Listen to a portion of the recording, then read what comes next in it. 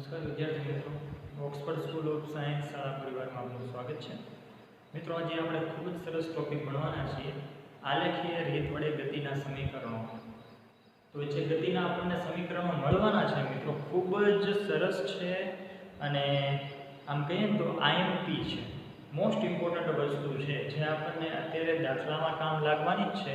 ઉપરાંત ભવિષ્યમાં 11મા ધોરણમાં જ્યારે આપણે આવશું ત્યારે પણ ખૂબ જ ઉપયોગી નીવડે એવા છે. તો આપણે એને ખૂબ સરસ રીતના સમજવાના છે, વ્યવસ્થિત ધ્યાન આપવાનું છે, કારણ કે સમીકરણો કેવી રીતના સાબિત થાય છે એ જ અત્યારે સમજવું અગત્યનું છે. બરોબર? તો અત્યારે આપણે વાત કરીએ આલેખીય રીત વડે ગતિના સમીકરણો. મિત્રો, ધારી લો કે કોઈ એક પદાર્થ અત્યારે અચળ પ્રવેગી ગતિ કરી રહ્યો છે. સુરેખ માર્ગ ઉપર કોઈ એક પદાર્થ અચળ પ્રવેગી ગતિ કરી રહ્યો છે. તો આ પદાર્થની ગતિ દરમિયાન એ પદાર્થનો વેગ તેમજ ગતિ દરમિયાન તેનો પ્રવેગ, પેલું શું તો કે તેનો વેગ, બીજું ગતિ દરમિયાન તેનો પ્રવેગ, ત્રીજું શું તો કે નિશ્ચિત સમયગાળામાં તેણે કાપેલું અંતર. આ વચ્ચેનો સંબંધ દર્શાવતા સમીકરણને ગતિના સમીકરણ તરીકે ઓળખવામાં આવે છે. તો આ ગતિના સમીકરણો ક્યાં ક્યાં છે? આપણી સામે બોર્ડ સામે લખેલા છે. સમીકરણ નંબર 1, 2 અને 3 આપણને એ ગતિના સમીકરણો દર્શાવે છે. તો આવો જોઈએ. મિત્રો, પહેલા નંબરનું સમીકરણ છે v u + at. બીજા નંબરનું સમીકરણ છે s ut + 1/2 at². ત્રીજા નંબરનું સમીકરણ છે 2as = v² - u². તો મિત્રો, આ ત્રણ સમીકરણો ગતિના સમીકરણો તરીકે ઓળખાય છે અને આને આપણે આલેખની રીતના સાબિત કરવાના છે. ત્રણ સમીકરણો. તો એ આલેખ કેવી રીતના દોરવો અને એમાં નામ નિર્દેશન કેવી રીતના કરવું તેમજ તેનું વર્ણન કઈ રીતનું આવે, આ બધી જ વસ્તુનું આપણે ધ્યાન રાખવાનું છે ખાસ. તો મિત્રો, આપણે વાત કરીએ સમીકરણ નંબર 1. સમીકરણ નંબર 1 કોના વચ્ચેનો સંબંધ દર્શાવતું સમીકરણ છે તો કે સમીકરણ નંબર 1 એ વેગ અને સમય વચ્ચેના સંબંધ દર્શાવતું સમીકરણ છે.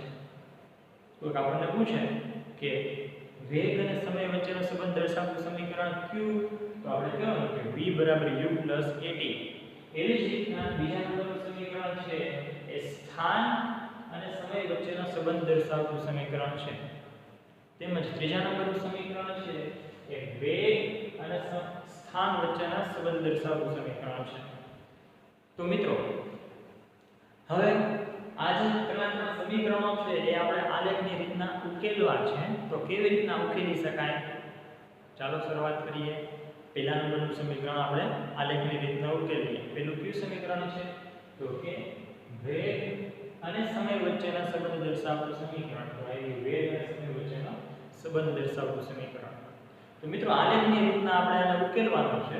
તો આલેખમાં ખાસ ધ્યાન આપજો, કારણ કે ત્રણ સમીકરણો માટે આ એક જ આલેખ છે અને એ આલેખ કેવી રીતના ડ્રો કરી શકાય એ જોવાનું છે આપણે અત્યારે. મિત્રો, ધારી લો કે કોઈ પદાર્થ અત્યારે અચળ પ્રવેગી ગતિ કરે છે. અચળ પ્રવેગી ગતિ એટલે શું થાય મિત્રો? સમયના સરખા ગાળામાં વેગમાં સરખા પ્રમાણમાં વધારો થતો હોય તો તેને આપણે એમ કહીએ છીએ કે તે પદાર્થ અચળ પ્રવેગી ગતિ કરે છે. તો ધારી લો મિત્રો કે કોઈ એક પદાર્થ છે, એ પદાર્થ અત્યારે અહીંયા આપણો જે આલેખ છે કયો આલેખ છે તો કે વેગ સમયનો આલેખ છે, જેમાં y અક્ષ ઉપર વેગ અને x અક્ષ ઉપર સમય લીધો છે. વેગ મીટર પ્રતિ સેકન્ડમાં લીધો છે, સમય સેકન્ડમાં લીધો છે. હવે ધારી લો કે કોઈ એક પદાર્થ છે, એ પદાર્થ અચળ પ્રવેગી ગતિ કરી રહ્યો છે અને આ આલેખમાં એ પદાર્થ અહીંયા આ બિંદુ A થી પોતાની ગતિની શરૂઆત કરે છે. બરોબર? બિંદુ A થી પોતાની ગતિની શરૂઆત કરે છે અને t જેટલા સમયગાળામાં એ પદાર્થ અહીંયા B સુધી પહોંચે છે. t જેટલા સમયગાળામાં પદાર્થ અચળ પ્રવેગ એની અસર હેઠળ B સુધી પહોંચે છે. અહીંયા આપણે શું કીધું કે ધારી લો કે કોઈ એક પદાર્થ છે એ બિંદુ A થી ગતિની શરૂઆત કરે છે t જેટલા સમયગાળામાં a જેટલા અચળ પ્રવેગની અસર હેઠળ એ બિંદુ b સુધી પહોંચે છે, બરોબર? તો હવે જો મિત્રો અહીંયા નામ નિર્દેશન આપશું. પદાર્થે ગતિની શરૂઆત ક્યાંથી કરી હતી? તો કે બિંદુ a થી b હતી, બરોબર? તો બિંદુ આ a થી તે લઈને o સુધીનું અંતર છે, એ અંતર શું દર્શાવશે? તો કે એ અંતર વસ્તુનો પ્રારંભિક વેગ દર્શાવશે. શું કામ? તો કે બિંદુ a થી એને ગતિની શરૂઆત કરી, તેથી ઉદ્ગમ બિંદુ o થી a સુધીનું અંતર છે એ વસ્તુનો પ્રારંભિક વેગ થશે. તો લખી નાખીએ આ પ્રારંભિક વેગ છે, જેને u વડે દર્શાવવામાં આવે છે. અને મિત્રો પદાર્થ ગતિ કરીને કયા બિંદુ સુધી પહોંચે છે? તો કે b બિંદુ સુધી પહોંચે છે. તો x અક્ષની સાપેક્ષે બિંદુ b સુધીનું અંતર આપણે દર્શાવવું હોય તો આપણે દર્શાવી શકીએ.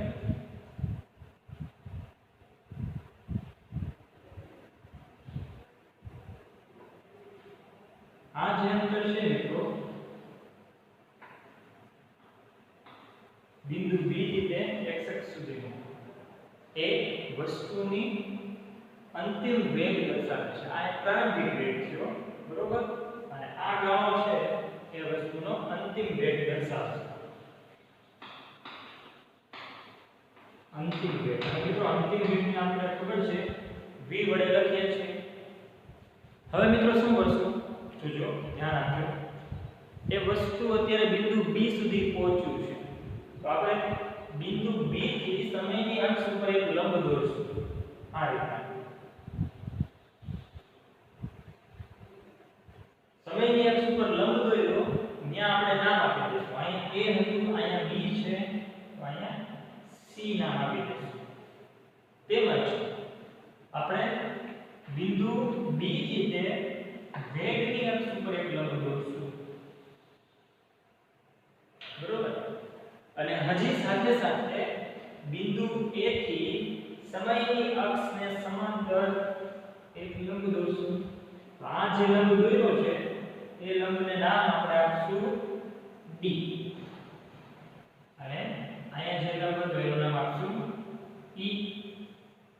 તો મિત્રો અહીં આ b થી લઈને d સુધીનો ગાળો એ શું દર્શાવશે?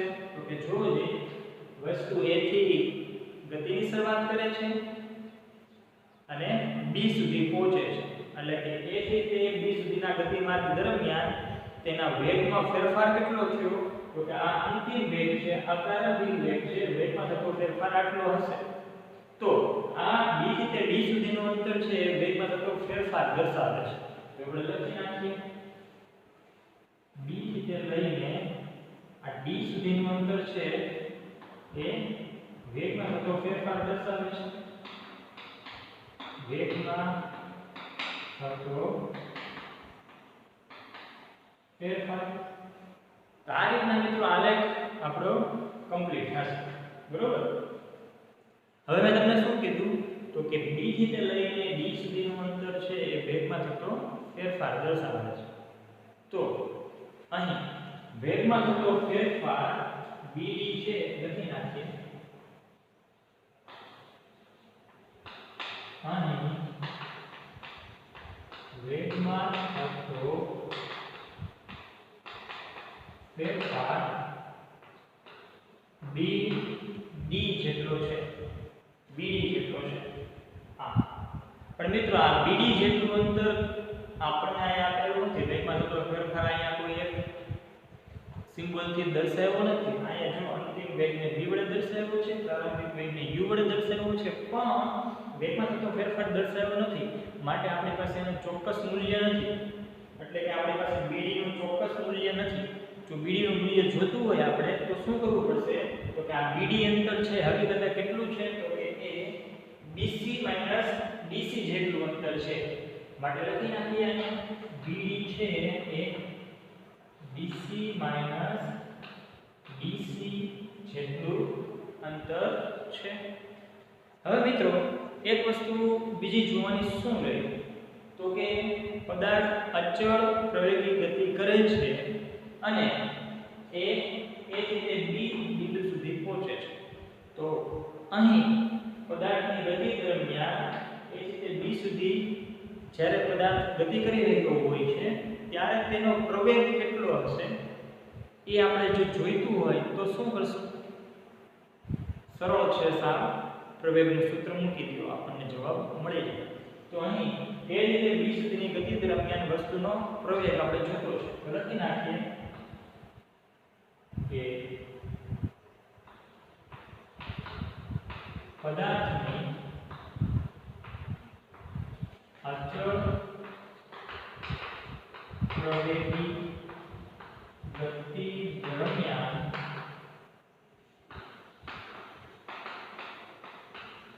પ્રવેગ એ જતો છે.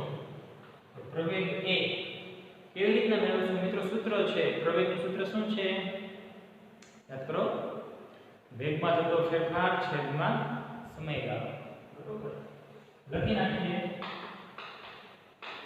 વેગમાં થતો ફેરફાર છેદમાં સમયગાળો. તેથી પ્રવેગ a બરાબર કેટલું આવશે? તો કે જો જે મિત્રો અંશમાં શું છે તો કે વેગમાં થતો ફેરફાર. આલેખમાં જો વેગમાં થતો ફેરફાર એ કેટલું અંતર દર્શાવે છે? તો કે વેગમાં થતો ફેરફાર એ bd જેટલું અંતર દર્શાવે છે. એટલે કે એની જગ્યાએ આપણે bd લખી શકીએ.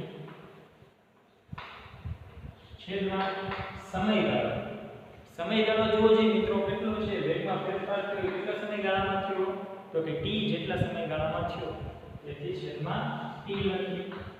મિત્રો bd ના સૂત્રનો કરતા બનાવીએ. તેથી bd બરાબર a ગુણ્યા t એટલે કે at, જેને સમીકરણ નંબર 1 નામ આપશું. બરોબર, આયા અને સમીકરણ નંબર 1 નામ આપ્યું. તેમજ હવે અહીંયા આપણે b થી લઈને b સુધીનું અંતર છે, બરોબર, અને c થી લઈને d સુધીનું અંતર છે. એ હકીકતે ક્યાં બે અંતર વચ્ચેનો સરવાળો છે? તો કે જોજે એ bc જેટલા અંતરનો સરવાળો છે. તો આપણે લખી નાખીએ અહીં bc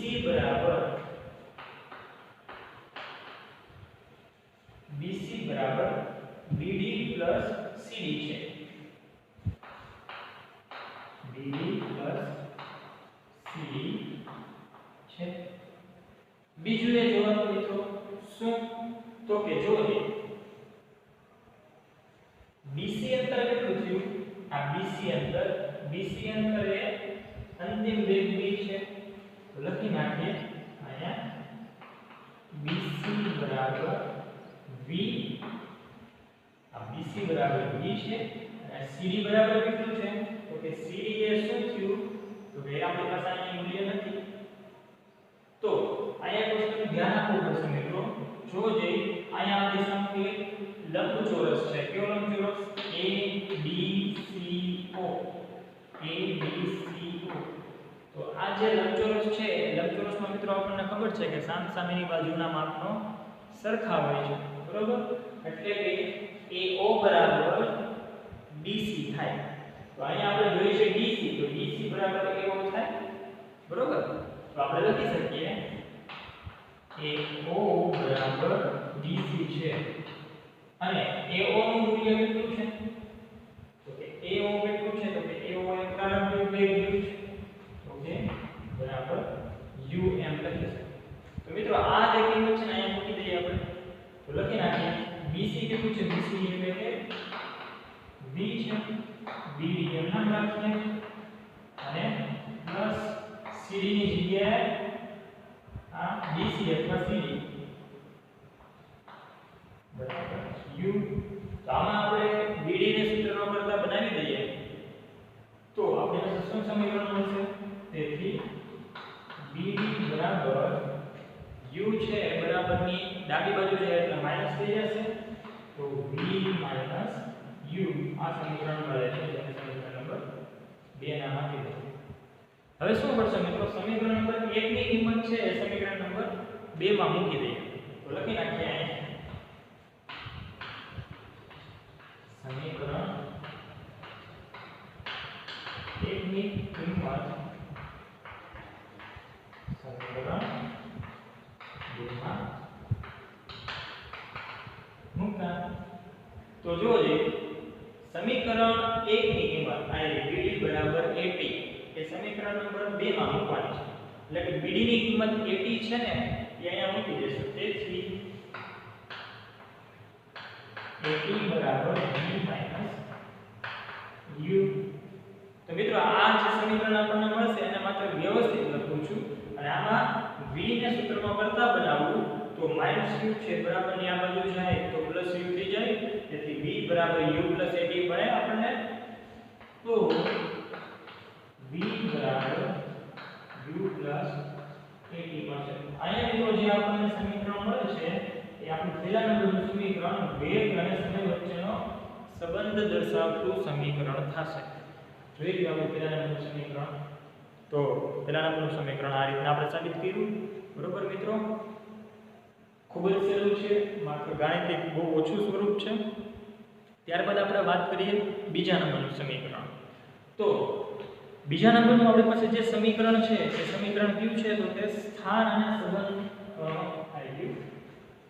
સ્થાન અને સમય વચ્ચેનો સંબંધ દર્શાવતું સમીકરણ. તો સ્થાન અને સમય વચ્ચેનો સંબંધ દર્શાવતું સમીકરણ જોઈએ મિત્રો આ બોર્ડમાં આવી જાય છે. એક મિનિટ કેમેરામાં જોઈ લઉં કે એટલો ભાગ દેખાય છે ચોક્કસ. હા, દેખાય તો છે, તો આવી જશે એમાં. બરોબર. તો બીજા નંબરનું સમીકરણ આપણે એ ભાગમાં સાબિત કરી નાખીએ.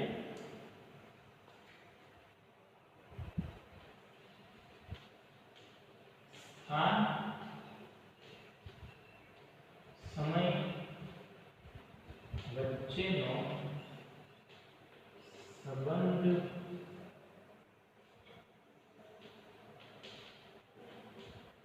દર્શાવતું સમીકરણ. આ આપણું બીજા નંબરનું સમીકરણ થશે. બરોબર. હવે ધારી લો કે આપણે અહીંયા એક અચળ પ્રવેગી ગતિ કરતી વસ્તુનો ઉલ્લેખ કરેલો છે. એ અચળ પ્રવેગી ગતિ કરતી વસ્તુ પોતાની ગતિ દરમિયાન જે પ્રવેગથી બિંદુ A થી B સુધી પહોંચે છે એ સમયગાળામાં પદાર્થે કરેલું સ્થાનાંતર કેટલું છે જો આપણે એ જોતું હોય, અથવા પદાર્થે કાપેલું અંતર કેટલું છે એ જોતું હોય તો કેવી રીતના આપણને મળશે? તો કે સ્થાનાંતર અથવા અંતર એ બંને સ્થાનક દર્શાવે છે.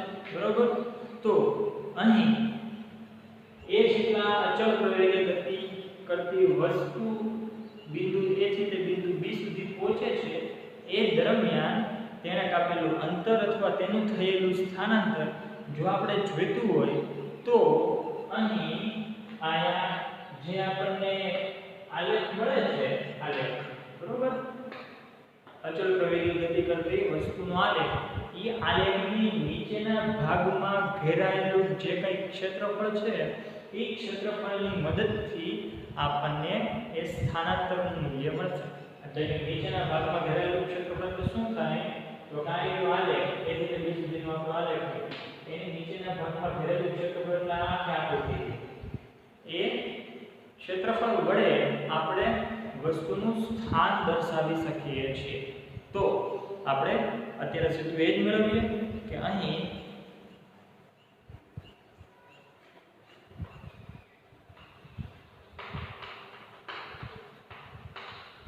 વસ્તુનું સ્થાન મેળવવા માટે આલેખની નીચે ઘેરાયેલ ભાગનું ક્ષેત્રફળ દ્વારા મેળવી શકાય. મિત્રો સ્થાન ગોતવાનું છે આપણે.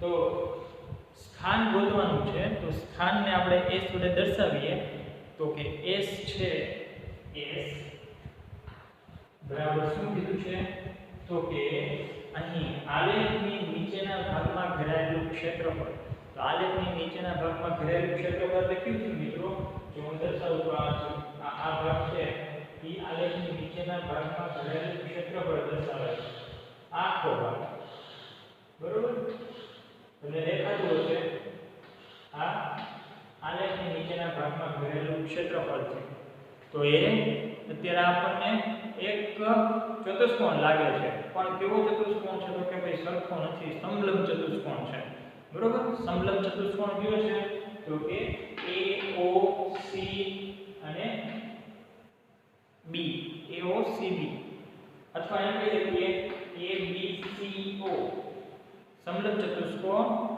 ABCO ની નીચે ઘેરાયેલ ભાગનું ક્ષેત્રફળ એટલે કે સ્થાન મેળવવું છે આપણે તો આપણે લખી નાખીએ કે તે સમલંબ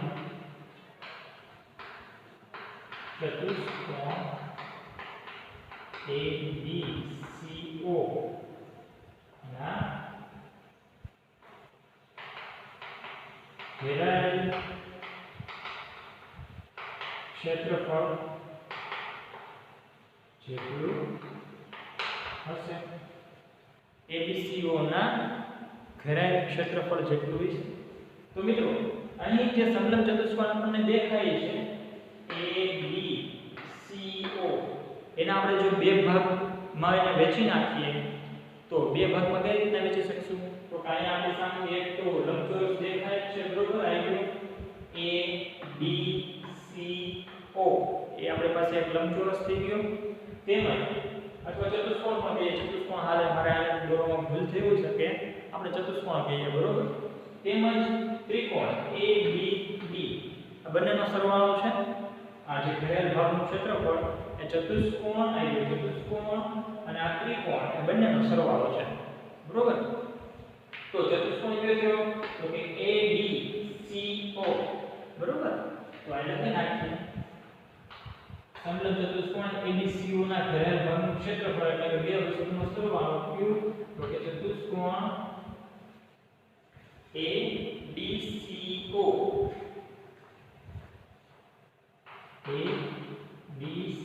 નું ક્ષેત્રફળ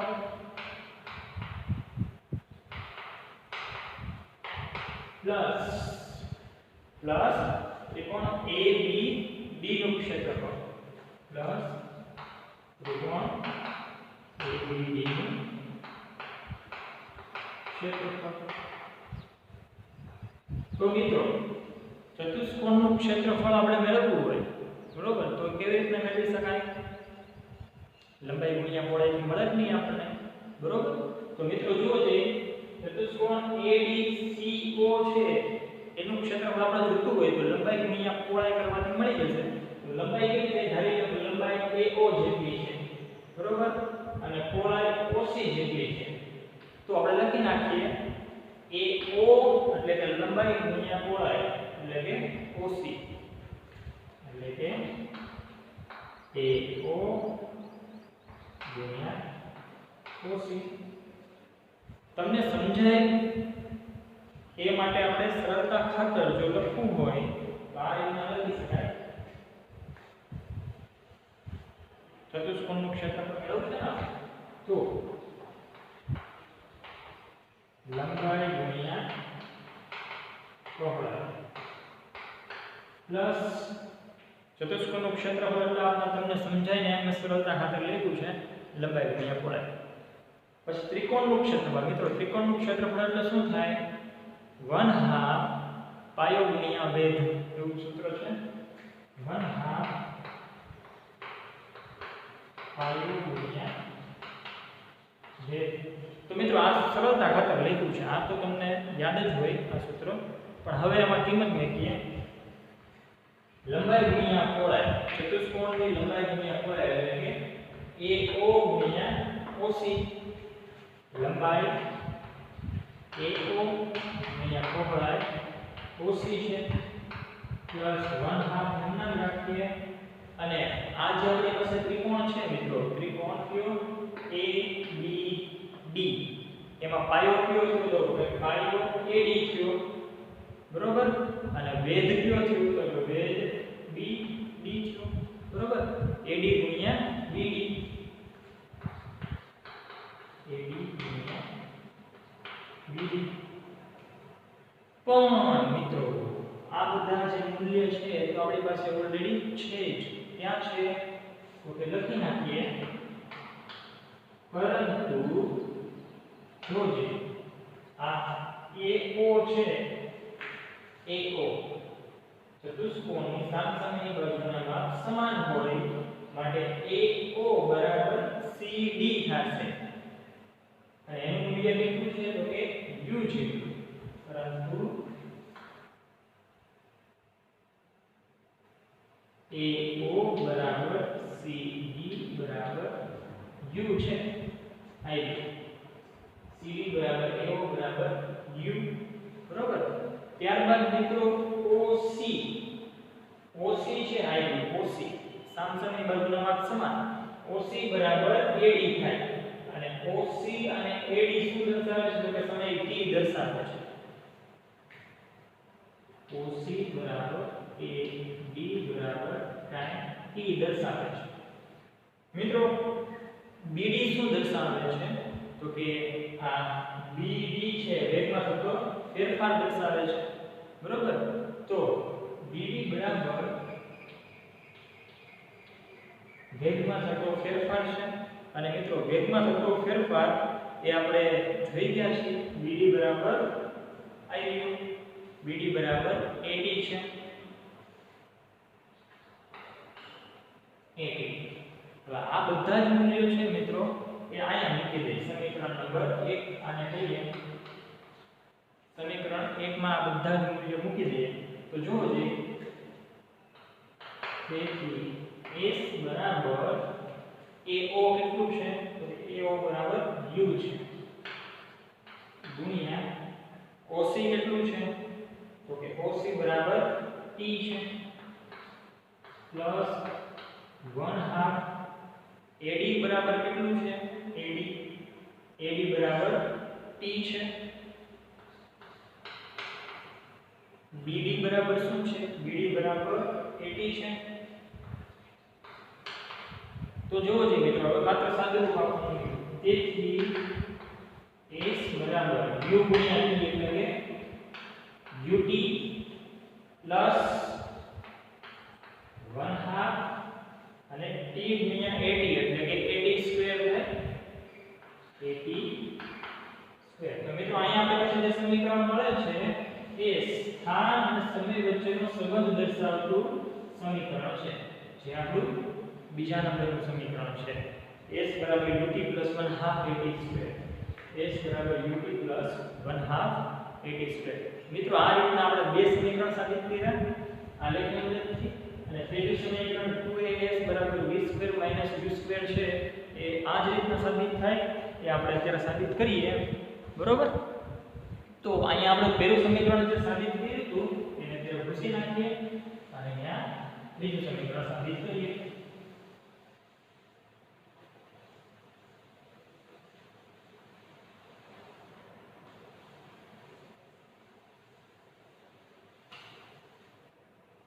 તો આપણું ત્રીજા નંબરનું સમીકરણ છે સ્થાન અને વેગ વચ્ચેનો સંબંધ, સ્થાન અને વેગ વચ્ચેનો સંબંધ દર્શાવતું સમીકરણ.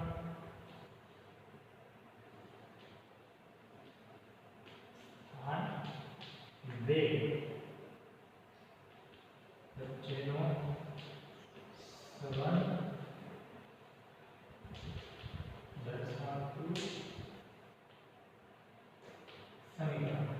તો મિત્રો બીજા નંબરનું સમીકરણ પણ અહીંયા સ્થાન વાળું હતું, ત્રીજા નંબરનું સમીકરણ પણ સ્થાન વાળું છે, બરોબર. સ્થાન એટલે આપણે S હોય તો, બરોબર, અહીંયા જે સ્થાન છે એટલે S આવશે.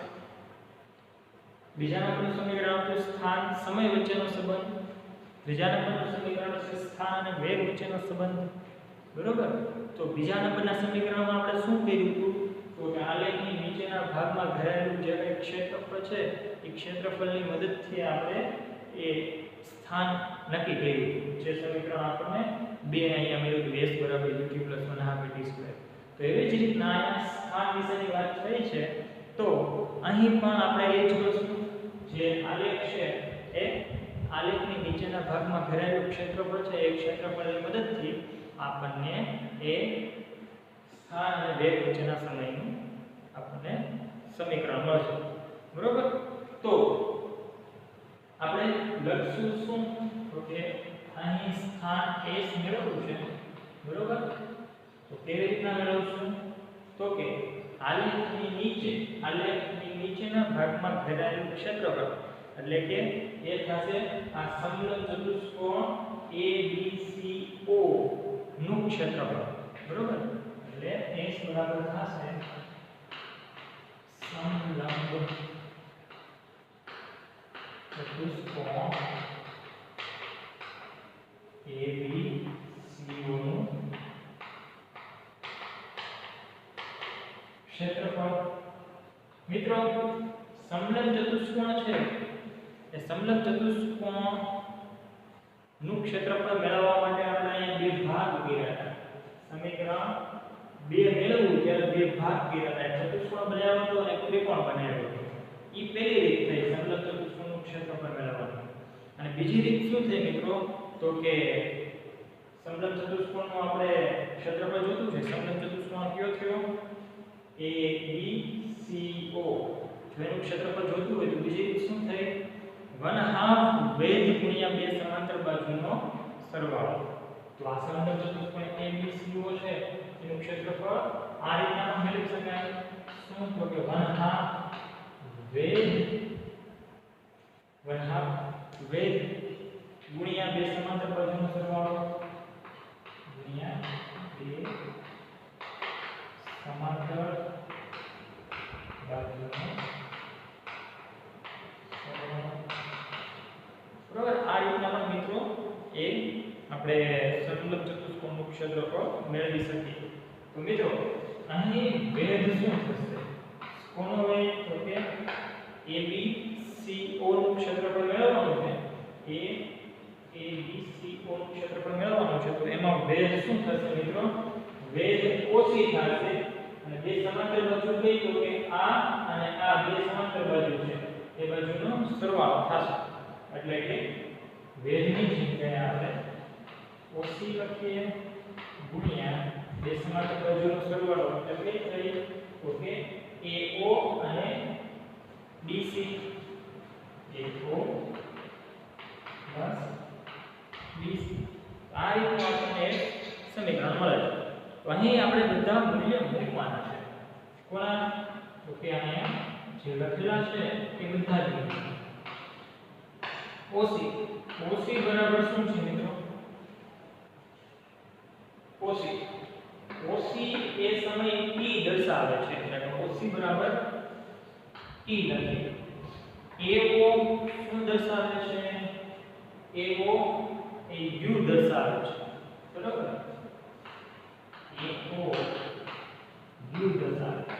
BC શું દર્શાવે છે? BC AO plus BC આવશે. AO plus BC. તો BC શું દર્શાવે છે મિત્રો? બીજી દરેક C સુધીનું અંતર એ વેગ v દર્શાવે છે. BC બરાબર v. તો એને આ સમીકરણમાં મૂકી દે. તેથી s બરાબર 1/2 OC ની જગ્યાએ t મૂકીએ ગુણ્યા AO બરાબર u છે પ્લસ BC બરાબર શું છે? v છે. તો મિત્રો આ સમીકરણને હજી સરળ રીતના લખવું હોય તો કેમ લખી શકાય? તો s બરાબર 1/2 u પ્લસ v ગુણ્યા t. આ રીતનું આપણે આમ લખી શકાય. બરોબર? સરળતા ખાતર આ સમીકરણ નંબર 1 આપી દઈએ. મિત્રો આપણે પહેલું સમીકરણ સાબિત કર્યું હતું. વેગ સમય વચ્ચેનો સંબંધ દર્શાવતું સમીકરણ અને એ સમીકરણ શું હતું તો કે v બરાબર u પ્લસ 1 આ સમીકરણ સાબિત કર્યું અને અત્યારે ત્રીજા નંબરનું સમીકરણ સાબિત કર્યું તેમાં અહીંયા સુધી પહોંચ્યા છે અહીંયા આપણે t ની કિંમત મૂકવી છે t ની કિંમત તો t ની કિંમત મેળવવા માટે આપણે શું કરશું તો કે સમીકરણ નંબર 1 જે સાબિત કર્યું હતું એક સમય વચ્ચેના સંબંધનું સમીકરણ q તો કે v બરાબર u પ્લસ at એ સમીકરણમાં જો t ના સૂત્રનો કરતા બનાવી દઈએ અને જે કિંમત મળશે આપણને એ અહીંયા મૂકી દઈએ તો આપણે આગળ વધી શકીએ તો શું કરશું અહીંયા તો કે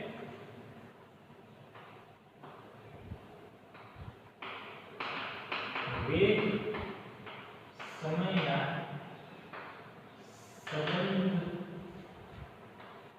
સંબંધના સમીકરણ પરથી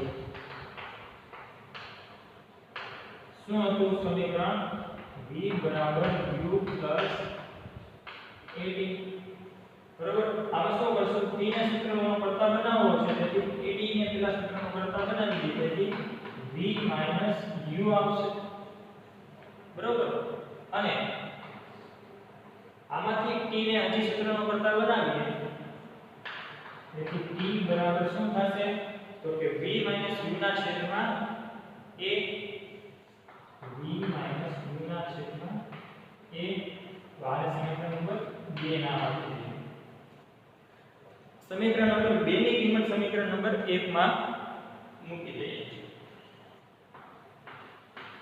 સમીકરણ નંબર 2 ની કિંમત સમીકરણ 1 માં તેથી s બરાબર 1/2 u plus v એમના રહેશે અને t ની જગ્યાએ શું મૂકવાનું છે તો t ની જગ્યાએ v minus u ના છેદમાં a મૂકવાનું છે એટલે v minus u ના છેદમાં a તો મિત્રો આપણે જાણીએ છીએ ગણિતના સૂત્ર પ્રમાણે આ v plus u અને v minus u બેનો ગુણાકાર થાય ત્યારે શું થાય v² - u² થાય તેથી s બરાબર 1/2 v² - u² છેદમાં 1 અને આને આમ પણ લખી શકાય 2a બરોબર આ 2a લખો અહીંયા શું કર્યું તો આ બેનો ગુણાકાર કર્યો v plus u અને v minus u બેનો ગુણાકાર કરી આ બે પદનો એટલે v² - u² મળે અને 2 into a એટલે 2a મૂકવું હવે શું કરીશું તો કે આ 2a છે એને આની અંદર ગુણાકારમાં લઈ લઈશ એટલે 2as થઈ જશે તેથી 2as બરાબર v² - u² આવું એક સમીકરણ આપણને મળે છે અહીંયા જે સમીકરણ મળશે એ સમીકરણ આપણું આલેખની રીતના ત્રીજા નંબરનું સમીકરણ મળશે જે સ્થાન અને વેગ વચ્ચેનો સંબંધ દર્શાવતું સમીકરણ છે 2as v² - u², 2as v² - u².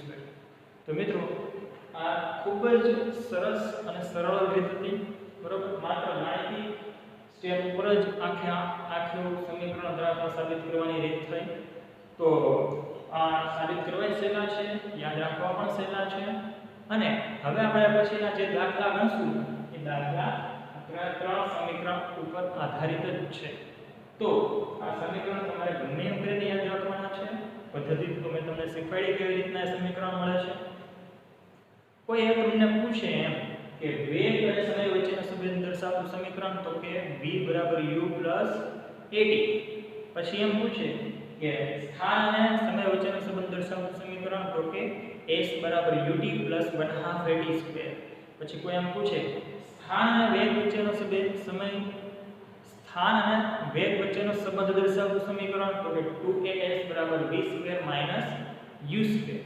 તો મિત્રો હવે જે દાખલા ગણશું એ દાખલામાં આપણે જાતે જ નક્કી કરવાનું રહેશે કે આ ત્રણ સમીકરણમાંથી કયું સમીકરણ બંધ બેસે છે કારણ કે આપણને જે દાખલા આપશે એ દાખલામાં આપણને જે મૂલ્ય આપેલા હશે એ મૂલ્ય આધારિત આપણને શું મેળવવાનું છે એ કીધું હશે અને એના આધારિત આ ત્રણમાંથી કયું સમીકરણ લાગુ પડશે એ આપણે નક્કી કરવાનું રહેશે અને આપણે દાખલો સાબિત કરવાનો રહેશે. તો મિત્રો આજના લેક્ચરમાં આપણે આટલું રાખીએ, બરોબર. નેક્સ્ટ ટાઈમથી આપણે જે આને લગતા દાખલા છે આ ત્રણ સમીકરણ આધારિત દાખલા એ કમ્પ્લીટ કરશું. આભાર. અસ્તુ. જય હિન્દ, જય ભારત.